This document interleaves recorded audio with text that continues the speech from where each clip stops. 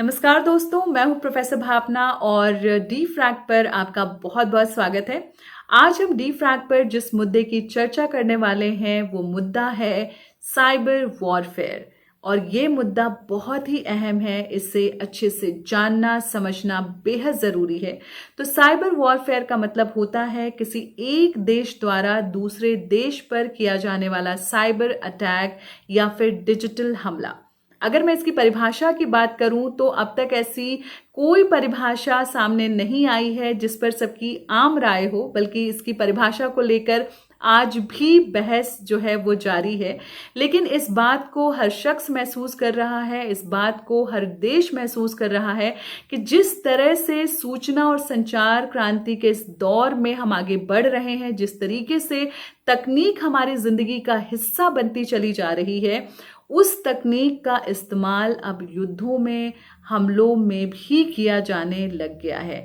यानी cyber warfare का मतलब ये हुआ कि अब हम पर जो हमला हो रहा है, जो हमलावर है, वो अदृश्य है, वो मायावी है और वो कोई भी रूप धर के हमारे सामने आ सकता है और उसे पहचानना इतना आसान नहीं है। तो जब हमलावर अदृश्य हो, हमलावर दिखाई ना दे, वो इतना ताकतवर हो, तो उससे लड़ने की जो हमारी तैयारी है वो और पुख्ता होनी चाहिए और मजबूत होनी चाहिए। यानी हमें तकनीक से लैस होने के साथ साथ कहीं ना कहीं मीडिया लिटरेट और डिजिटल लिटरेट होने की भी ज़रूरत है।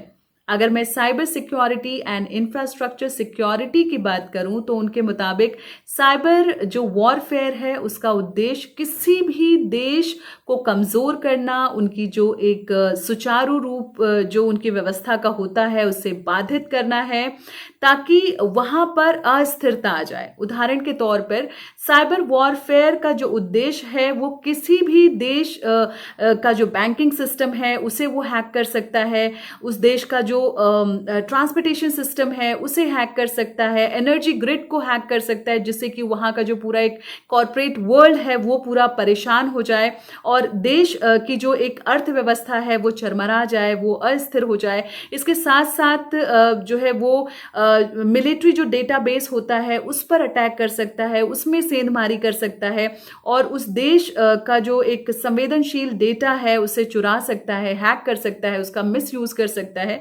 तो इस तरीके से देखा जाए तो ये जो साइबर वॉरफेयर है ये बड़ा ही खतरनाक है, इसे जानना समझना इसलिए बेहद ज़रूरी है। तो अब सवाल ये उठता है कि आखिर इससे बचा कैसे जाए।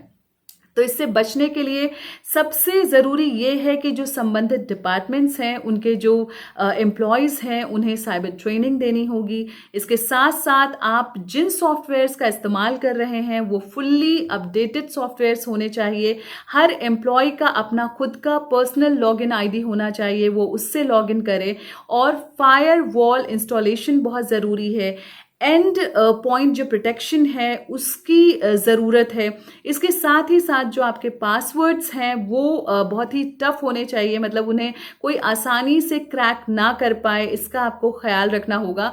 तो ये कुछ जो पहलू हैं, अगर इन पर हम ध्यान दें और हम अलर्ट रहें तो कहीं ना कहीं इस साइबर वॉरफेयर से लड़ने में हम सक्षम होंगे।